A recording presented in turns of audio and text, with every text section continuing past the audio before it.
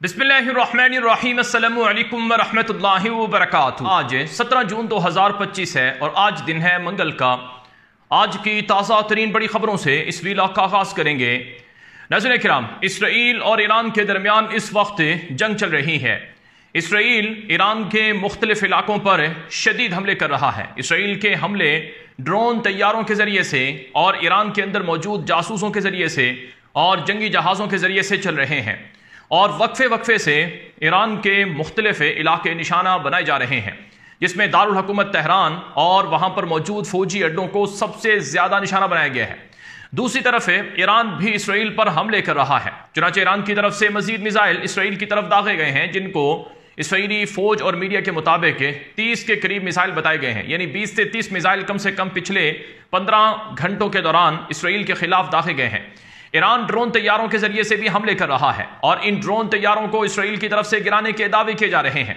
लेकिन ताज़ा तरीन जो हमला हुआ है उसमें सेंट्रल इसराइल को निशाना बनाया गया है। ईरान के मिसाइल तल अवीव पर जाकर लगे हैं।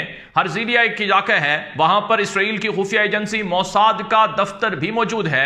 बताया जाता है कि उसके करीब जाकर मिसाइल लगे हैं और वहां पर कई बिल्डिंग मुतासर हुई हैं।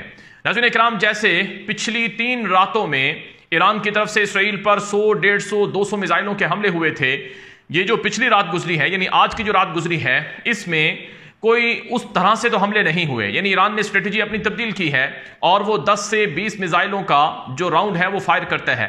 तो यूं नाज़रीन किराम, जो पिछली रात है, ये जो गुजरी रात है, इस रात में कोई ज्यादा नुकसान इसराइल को नहीं हुआ। ताहम आज सुबह के करीब जो मिसाइल हैं वो ईरान की तरफ से दागे गए और हर्जिलिया और तल अवीव के अंदर जो कई इमारतें हैं वो निशाना बनी हैं और कम से कम 5 से 10 लोगों के जख्मी होने की इत्तलात अब तक दी गई हैं। वैसे इसराइली मीडिया पर कोई 400 से ज्यादा मिसाइल ईरान की तरफ से दागे जाने की इत्तलात दी जा रही हैं अब तक, जिनमें 50 से ज्यादा मिसाइल गिरे हैं और उनमें 24 के करीब लोग मारे गए, जबकि जख्मियों की तादाद 500 से ज्यादा बताई जा रही है।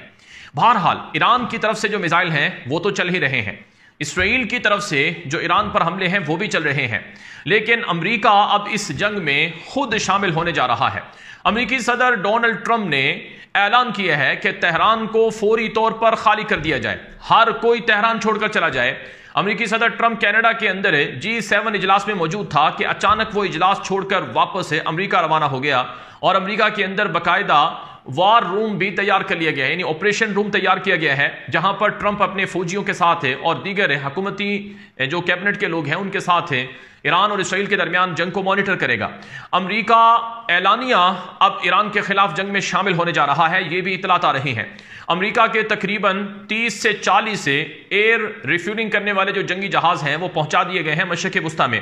अमेरिका के बाहरी बेड़े भी मशरक़ वुस्ता की तरफ रवाना कर दिए गए हैं और अमेरिका के जो नेवल डिस्ट्रॉयर हैं, यानी जो बाहरी कश्तियां हैं जो मुख्तलिफ तरह के एयर डिफेंस सिस्टम से लैस होती हैं, वो भी मशरक़ वुस्ता की तरफ रवाना कर दी गई हैं।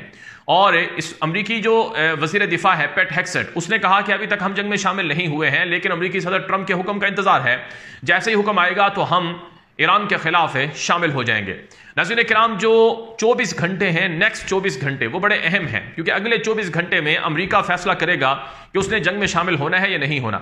इसराइल की तरफ से बहुत ज्यादा दरखास्तें की गई हैं अमेरिका से और इसराइल की तरफ से बहुत ज्यादा मिन्नत समाजत की गई है कि जनाब ट्रंप साहब, आप इस जंग में शामिल हों, हमारा साथ दें, आपकी मौजूदगी जरूरी है। और अमेरिकी सदर ट्रंप ने मुख्तलिफ तरह की धमकियां ईरान को लगाई हैं कि ईरान के पास एटम बम नहीं होना चाहिए, ईरान एटम बम नहीं रख सकता है, ईरान को या तो हमारे सामने सरेंडर करना होगा अपना न्यूक्लियर प्रोग्राम, या फिर ईरान तैयार रहे हमारे गज़ब का।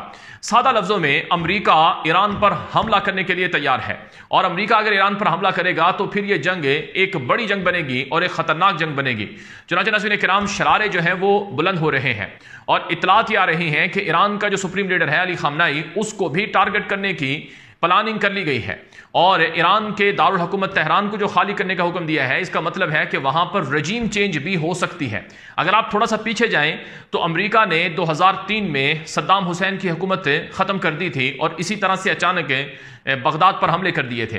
फिर अगर उससे थोड़ा सा पीछे जाएं तो आपको पता चलेगा 2001 में जो अफगानिस्तान में काबुल में मुल्ला उमर की हुकूमत थी, वो भी अचानक अमेरिका ने बमबारी करके ख़त्म कर दी थी।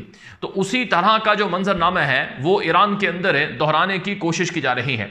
लेकिन यहाँ पर एक बात बड़ी अहम है कि ईरान ना तो अफगानिस्तान है, ईरान ना तो इराक है, इराक ईरान के मुकाबले में बहुत छोटा था, इराक ईरान के मुकाबले में बहुत सी चीज़ों में पीछे था, लेकिन जो अफगानिस्तान है वो भी, और अफगानिस्तान भी बहुत से मामलात में ईरान से छोटा है और बहुत सी चीज़ों में ईरान से पीछे था, लेकिन जो ईरान है इस वक्त का वो वाला ईरान नहीं है जो अफगानिस्तान हो या फिर इराक हो। तो ईरान है, और ईरान की तरफ से अभी तक तो बहुत सी चीज़ें इस्तेमाल भी नहीं की गई हैं, जैसा कि उन्होंने ज़मीन के नीचे जहाज़ छुपा कर रखे हुए हैं, जैसे कि ज़मीन के नीचे उन्होंने ख़तरनाक किस्म के 2-2 टन बारूद के हामिल जो मिसाइल हैं वो रखे हुए हैं। और फिर अगर अमेरिका इस जंग में शामिल होगा तो फिर चीन भी इस जंग में आएगा। और चीन क्यों आएगा? क्योंकि नाज़रीन किराम, जब इराक पर हमला हुआ, जब अफगानिस्तान पर हमला हुआ, उस वक्त चीन आज वाला चीन नहीं था, यानी 25 साल पहले का जो चीन था वो अभी आहिस्ता आहिस्ता उभर रहा था।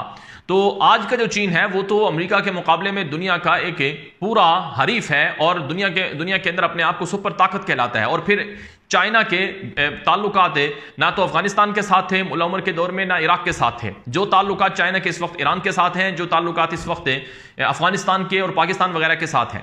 तो इसलिए इतना आसान नहीं है अमेरिका का यह हमला करना। अगर अमेरिका हमला करेगा, जाहिर है जंगों में तबाही होती है। अगर आप रशिया यूक्रेन की जंग को देखें तो चौथा साल है, रूस के एयरपोर्ट्स निशाना बने हैं, रूस के बड़े बड़े फौजी कमांडर निशाना बने हैं, और यूक्रेन के ऊपर आज भी हमला हुआ है, दारुल हुकूमत कीव के ऊपर। तो जंगों में नुकसान होता है, तबाही होती है, ईरान के बड़े बड़े जनरल, ईरान के बड़े बड़े ऑफिशियल मार दिए गए। तो अगले हमलों में कोई मजीद बड़ी कार्रवाइयां हो सकती हैं, लेकिन इसका मतलब यह नहीं कि ईरान इतनी आसानी से सरेंडर कर जाएगा। ताहम यह बात भी सामने आई है कि ईरान ने कहा है कि अगर इसराइल हम पर हमले बंद कर दे और अमेरिका हमें धमकाना बंद कर दे तो हम डिप्लोमेसी के जरिए से बातचीत करने को तैयार हैं। और रिपोर्ट्स में बताया जा रहा है कि ईरान को डील का एक और चांस ट्रंप की तरफ से दिया गया है, और ट्रंप ने कहा है कि आओ बैठकर बात करो। और इस सिलसिले में जो तुर्क सदर तैयब उर्दवान हैं वो काफ़ी गहरा रोल प्ले कर रहे हैं। और जो ताज़ा तरीन इत्तलात आ रही हैं उनमें बताया गया है कि ईरान ने कहा है कि हम न्यूक्लियर बम नहीं बनाएंगे, लेकिन अपने न्यूक्लियर प्रोग्राम्स को मुकम्मल तौर पर ख़त्म कर दें ये नहीं हो सकता है। अलबत्ता हम डील करेंगे, और उस डील में हम अपने जो रेफ्यूजी सेंटर्स हैं, जो अपने जहाँ पर यूरेनियम की इनरिचमेंट होती है और जहाँ पर उनके बारूदी मवाद की तनसीबात हैं, हम उनकी विजिट करवा सकते हैं और वो दुनिया को दिखा सकते हैं। तो इस वजह से सूरत हाल जो है वो काफ़ी गड़बड़ नज़र आ रही है, और हालात इस वक्त बहुत पेचीदा है। फिर नाज़रीन इकराम, ईरान की तरफ से कहा गया है कि अगर हमारी किसी बड़ी शख्सियत को टारगेट किया गया, यानी अगर ईरान में उनकी पार्लियामेंट को निशाना बनाया गया, ईरान के अंदर अगर सुप्रीम लीडर को निशाना बनाया गया, अगर ईरान के अंदर उनके सदर को या बाकी लोगों को निशाना बनाया गया, तो ईरान ये कहता है कि हम भी फिर इसी तरह का हमला करेंगे, फिर हम भी इसराइल की इसी तरह की जो लीडरशिप है, इसी तरह की जो उनकी क़यादत है, हम उनको निशाना बना सकते हैं। तो यूं नाज़रीन इकराम, इस वक्त हालात काफ़ी गड़बड़ हैं। और मेरे सामने एक और बड़ी खबर आई है, तेहरान के अंदर आज जो सुबह सवेरे बमबारी हुई है इसराइल की, उसमें दर्जनों जो आम शहरी हैं वो निशाना बने हैं। और तेहरान के अंदर इस वक्त काफ़ी इमरजेंसी है, और इसराइल के अंदर भी इमरजेंसी है। पिछली रात इसराइली लोग सो नहीं सके, इसराइल के अंदर बहुत ज़्यादा गम गुस्सा है, और इसराइल के लोग इसराइली मीडिया पर ये बातें कर रहे हैं कि ईरान के लोग इतने परेशान नहीं हैं जितने इसराइल के लोग परेशान हैं। जैसा कि कल हमने बताया था कि इसराइल से जो लोग हैं वो छोटी छोटी कश्तियों के जरिए से इसराइल छोड़कर जा रहे हैं, और हेरिटेज ने बाकायदा इस हवाले से रिपोर्ट दी है कि जो उनकी सरहदें हैं वो बंद कर दी गई हैं, लेकिन फिर भी लोग डॉलर देकर, पैसे देकर वो वहाँ से निकलते हुए जा रहे हैं।